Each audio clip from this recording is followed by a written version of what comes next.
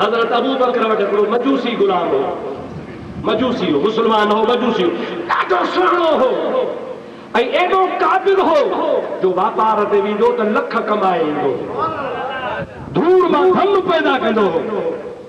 Umayya बिन खल्फ चयो त जेकॾहिं तोखे बिलाल ख़रीद करणो आहे त तो वारो गुलाम मूंखे ॾे, मुंहिंजो गुलाम तोखे थो ॾियां। उमय्या सोचे त अहिड़ो क़ीमती गुलाम मूंखे छो ॾींदो। हज़रत अबू बकर जो त क़ीमती गुलाम बि ॼाए थो, उतर बि ॼाए थो, बिलाल ॾे।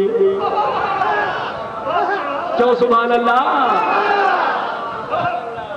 उमय्या बिन खल्फ चयो त मता फिरी वञे, जल्दी जल्दी वापार थियो, बिलाल अबू बकर जे हवाले थियो। वो मजूसी गुलाम उमय्या बिन खलीफ़ वरितो, गुलाम ते कब्ज़ो करे चए थो अबू बकर तुंहिंजो अकुली वियो हलियो आहे, अॻे सियाणो हुए, समझदार हुए, अहिड़ो क़ीमती गुलाम लखनि में कोन ॾिबो आहे। बिलाल जी ज़बान पाती आहे, रंग सादो आहे, अकुल जो सादड़ो आहे, वापार जी ख़बर कान्हेसि, उहो तो वरितो आहे, हे क़ाबिल गुलाम ॾिनो थी, तूं त घाटे में वए।